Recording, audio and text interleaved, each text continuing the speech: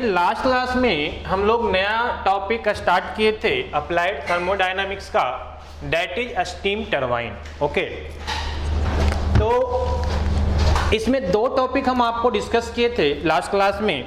हम सबसे पहले हम आपको ये बताए थे कि स्टीम टरबाइन होता क्या है, और इसके बाद इसका कुछ इम्पोर्टेंस पार्ट के बारे में हम आपको डिस्कस किए थे, जिसमें हम बताए थे कि सबसे पहले इसमें नोजल होता है। तो नोजल का क्या फंक्शन होता है हम बताए थे आपको, है ना, कि नोजल जो है वो स्टीम को गाइड कर देता है ना, डिजाइंड डायरेक्शन में, जिस डायरेक्शन में जाना होता है वो डायरेक्शन में वो गाइड कर देता है। और दूसरा उसका जो मेन फंक्शन होता है वो प्रेशर एनर्जी को डिक्रीज करके काइनेटिक एनर्जी को क्या करता है, इंक्रीज कर देता है। ठीक है ना।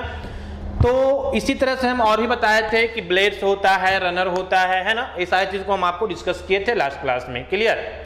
तो हम दो पॉइंट आपको बताए थे, सबसे पहले कि स्टीम टरबाइन होता क्या है, और फिर उसका कुछ मेन पार्ट्स के बारे में हम आपको डिस्कस किए थे। ठीक है ना। आइए इसको हम आगे कंटिन्यू करते हैं, है ना, और देखते हैं वर्किंग प्रिंसिपल, है ना। हम आज आपको दो पॉइंट डिस्कस करेंगे, एक working principle of steam turbine and second one is classification of steam turbine. ठीक है ना। तो सबसे पहले हम देखते हैं वर्किंग प्रिंसिपल।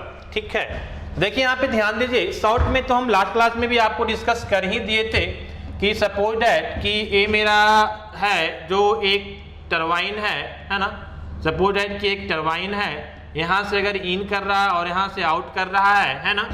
ठीक है ना। तो एक कैसे इन और आउट करता है, इसके पहले हम एक नोजल लगाते हैं। हम ये भी आपको डिस्कस किए थे, नोजल का मतलब कन्वर्जिंग शेप का हम एक नोजल लगाते हैं। ठीक है ना। जो क्या करता है, तो दो काम, एक तो जो भी स्टीम आता है ना, उसको वो क्या करता है, गाइड कर देता है जिस डायरेक्शन में उसको फ्लो करना होता है। हम आपको बताए थे कि जनरली जो हम यूज करते हैं steam turbine, that is axial flow turbine. हम आपको डिस्कस किए थे थोड़ा सा। एक्सियल फ्लो का मतलब कि जो आपका फ्लूइड या स्टीम का जो फ्लो होगा that is parallel to the axis of rotation of shaft, है ना। अगर ये शाफ्ट है और ये यहाँ बताए थे हम आपको कि शाफ्ट लगा रहता है ना, यहाँ भी और यहाँ भी, यहाँ पे जो है शाफ्ट लगा रहता है। क्लियर है ना। तो ये शाफ्ट का रोटेशन जो हो रहा है उसका ये एक्सिस होगा। क्लियर। तो ये axis of rotation of shaft के पैरेलल अगर फ्लूइड फ्लो करता है तब उसको हम लोग बोलते हैं एक्सियल फ्लो टरबाइन। क्लियर है ना। जनरली हम लोग एक्सियल फ्लो टरबाइन की बात करते हैं यहाँ पे। ठीक है। तो हम आपको बताए थे कि जो मेरा नोजल है वो डिजाइन डायरेक्शन में फ्लो को गाइड कर देता है और प्रेशर एनर्जी को काइनेटिक एनर्जी में कन्वर्ट करके, है ना, उसका वेलोसिटी को इंक्रीज कर देता है ना। फिर हाई वेलोसिटी जब ब्लेड पे जाके स्ट्राइक करता है तो मेरा जो रनर है वो क्या करने लगता है, रोटेट करने लगता है, क्योंकि रनर पे ही लगा रहता है, रनर के पेरिफेरी पे ही लगा रहता है ब्लेड। ये सारी चीज हम आपको लास्ट क्लास में डिस्कस कर दिए थे। क्लियर। तो आइए देखिए, उसी को हम आपको, चूंकि यूनिवर्सिटी में हालांकि जरूरत नहीं था, हम जितना एक्सप्लेन कर दिए थे लास्ट क्लास में, वहां से आप प्रिंसिपल को भी आप जो है एक्सप्लेन कर सकते थे। लेकिन कुछ बच्चे हैं जिनको थोड़ा सा दिक्कत होता है और यूनिवर्सिटी एग्जाम में कभी वर्किंग प्रिंसिपल, कभी, है ना, इस तरह से डिफरेंसेस बिटवीन टू टरबाइंस, इस तरह की चीजें जो है फ्रीक्वेंटली पूछा जाता है। ठीक है। तो इसलिए हम थोड़ा सा आपको दो तीन पॉइंट्स है जो हम आपको यहाँ पे डिस्कस कर दे रहे हैं। देखिए सबसे पहला पॉइंट जो बोल रहा है, a fast moving fluid steam, fast moving fluid, हम यहाँ स्टीम टरबाइन की बात कर रहे हैं तो फ्लूइड में हम लोग क्या लेंगे, स्टीम लेंगे। क्लियर है ना। Is made to strikes on the blades of the turbine. Clear है ना। फास्ट मूविंग फ्लूइड का मतलब, क्योंकि यहाँ पे जो नोजल है ये प्रेशर एनर्जी को किस में कन्वर्ट कर दिया है, काइनेटिक एनर्जी में, तो यहाँ जो निकलेगा इससे वो क्या होगा, फास्ट मूविंग फ्लूइड होगा, वेलोसिटी ज्यादा हो जाएगा। क्लियर है ना। तो वो यहाँ से निकलेगा एंड स्ट्राइक करेगा कहाँ पे, ब्लेड पे, ऑन द टरबाइन। जो टरबाइन का ब्लेड होता है, हम बताए थे आपको कि यहाँ पे जो शाफ्ट होता है, शाफ्ट के ऊपर एक रनर लगा रहता है और रनर के, है ना, पेरिफेरी पे क्या रहता है, ब्लेड लगा रहता है। क्लियर। तो उस ब्लेड पे स्ट्राइक करेगा, है ना। अब देखो क्या होगा, स्ट्राइक करेगा तो उसके बाद सेकेंड पॉइंट हम बात कर रहे हैं, as the fluid strikes the blades it rotates the runner. जैसे ही फ्लूइड स्ट्राइक करेगा ब्लेड पे, ब्लेड क्या करेगा, रनर क्या करेगा, रोटेट्स करेगा। क्योंकि रनर के ऊपर ही बताए थे आपको कुछ ऐसा होता है, सपोज कि ये शाफ्ट है, फ्रंट व्यू आप देखोगे तो सपोज कि ये शाफ्ट है, शाफ्ट के ऊपर जो है रनर लगा रहता है और रनर के ऊपर जो है ये ब्लेड लगा रहता है ना। हम बताएंगे वो ब्लेड का शेप अलग अलग टरबाइन के लिए अलग अलग होता है, हम डिस्कस करेंगे डिटेल्स में जाएंगे तो ये नोजल से आने के बाद है ना, ये नोजल से आने के बाद जो है वो ब्लेड पे स्ट्राइक करता है और ब्लेड पे स्ट्राइक करने के बाद इसी को हम लोग बोलते हैं रनर। हम डिस्कस कर चुके हैं आपको, इसी को हम लोग नाम देते हैं रनर। फिर रनर क्या करता है, रोटेट करता है, इसीलिए बोल रहा है as the fluid strikes the blade it rotates the runner, here the energy of moving fluid is converted into rotational energy, है ना। इसको रनर को रोटेट करने के कारण क्या होता है, रनर किस पे लगा रहता है, शाफ्ट पे लगा रहता है, तो शाफ्ट भी क्या करता है, रोटेट करता है।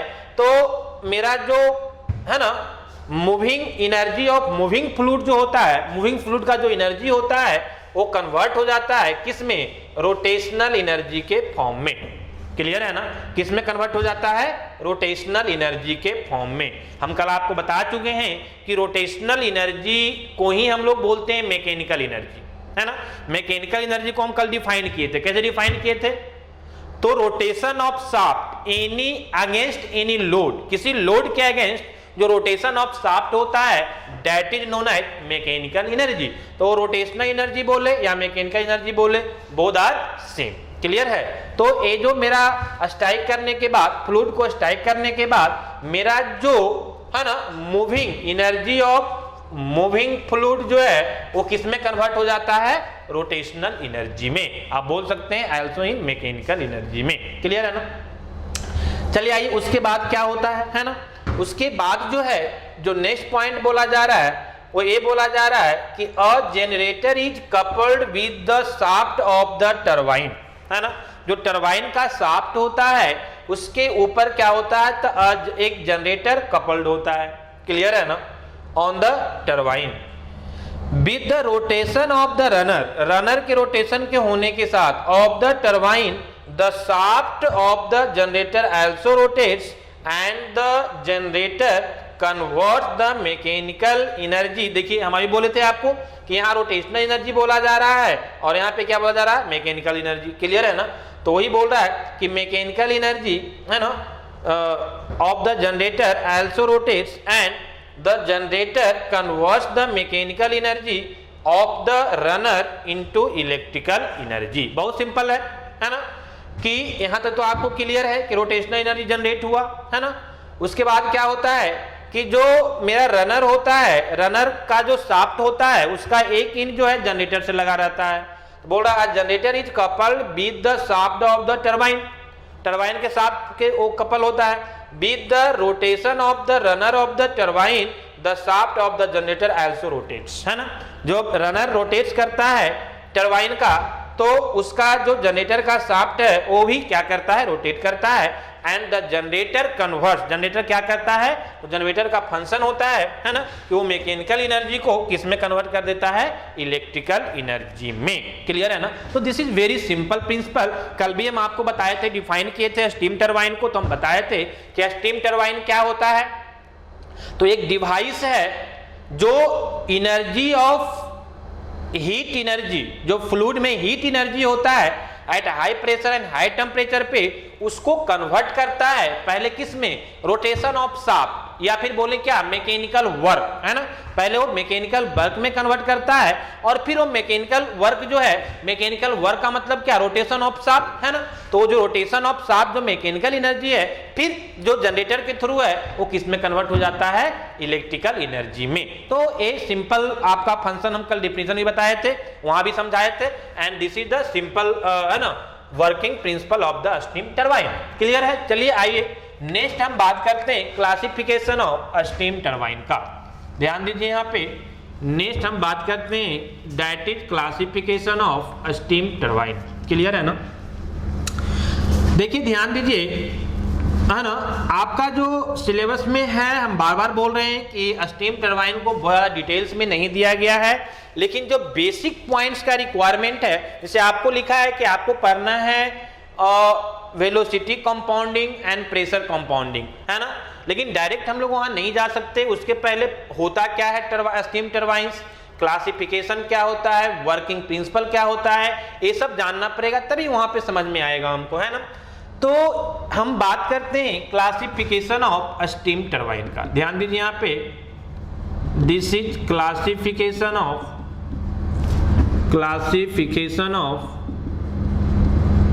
Steam turbine. क्लियर है ना। स्टीम टरबाइन को हम बहुत तरह से डिफाइन करते हैं, क्लासिफाइड करते हैं। क्लियर है ना। बहुत ही डिफरेंट वे में हम लोग क्या करते हैं, उसको क्लासिफाइड करते हैं। लेकिन हम यहाँ पे मेनली दो तरह से बात करेंगे।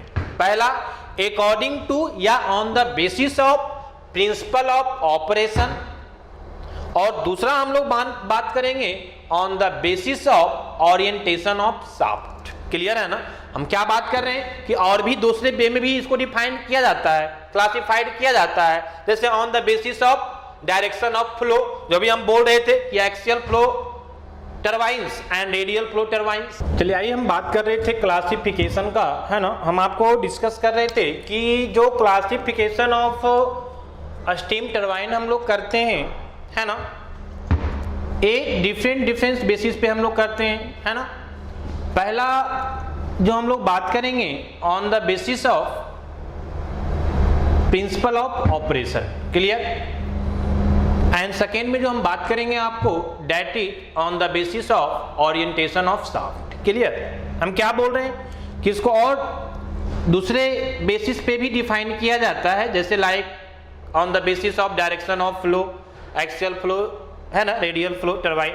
लेकिन यहाँ पे मेनली जो हम लोग करते हैं वो दो बेसिस पे ही करते हैं, और यहाँ पे हम वही दो तरह से पढ़ेंगे, on the basis of principle of operation and second में on the basis of orientation of shaft. Clear है ना। तो ये दो तरह से हम इसको यहाँ पे डिफाइन करते हैं। चलिए आइए देखते हैं। पहला, on the basis of, first number, on the basis of principle of operation, है ना। On the basis of principle of operation हम लोग दो तरह से डिफाइन करते हैं। First one is impulse turbine and second one is reaction turbine. Clear है ना। फिर हम बताएंगे ये दोनों में क्या डिफरेंस होता है, किसको हम इंपल्स टरबाइन बोलते हैं, किसको हम रिएक्शन टरबाइन बोलते हैं, ये हम आपको डिटेल्स में डिस्कस करेंगे। फिर हम आपको दोनों में कंपैरिजन भी करेंगे, दोनों में डिफरेंस भी बताएंगे। फिर हम आपको ये भी बताएंगे कि how the impulse turbine will work and how the reaction turbine will work. Clear है ना। तो ये सारी चीजें हम डिटेल्स में करेंगे। अभी हम देखते हैं कि on the basis of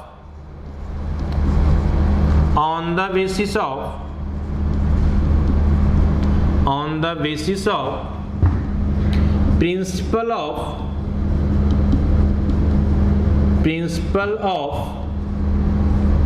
operation, on the basis of principle of operation. ठीक है ना।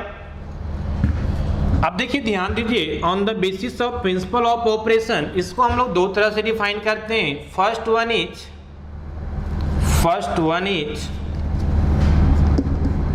impulse turbine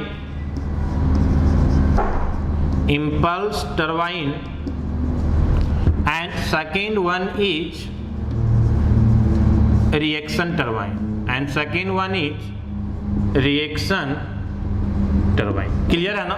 तो on the basis of principle of operation हम लोग दो तरह से डिफाइन करते हैं। First one is impulse turbine, है ना, and second one is, first one is impulse turbine and second one is reaction turbine. हम बताएंगे इंपल्स टरबाइन कैसे वर्क करेगा, हम इसको अलग से डिफाइन करेंगे, इसको अलग से डिफाइन करेंगे, दोनों के बीच कंपैरिजन भी बताएंगे, दोनों के बीच डिफरेंस भी बताएंगे, है ना। सेकेंड में जो हम लोग इसको क्लासिफाइड करते हैं, that is on the basis of,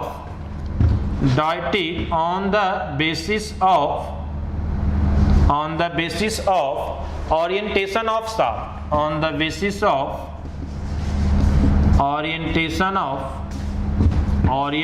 of shaft। ठीक है ना। on the basis of orientation of shaft, है ना। On the basis of orientation of shaft, फिर से जो है हम लोग इसको दो तरह से डिफाइन करते हैं। बात समझ में आ रही है? फर्स्ट को हम लोग बोलते हैं, अब देखो शाफ्ट पे डिपेंड करता है कि शाफ्ट को हम कैसे अरेंज कर रहे हैं, उस बेसिस पे हम लोग बात करते हैं, है ना, ओरिएंटेशन ऑफ शाफ्ट। तो पहला में जो है वो हम लोग क्या करते हैं कि एक ही शाफ्ट पे टरबाइन को भी लगाते हैं और उसी शाफ्ट में हम लोग क्या करते हैं, जनरेटर को भी लगाते हैं। क्लियर है ना? तो इसको हम लोग बोलते हैं टेंडम कंपाउंडेड टरबाइन। ठीक है ना? तो कहने का मतलब first one is tandem compounded,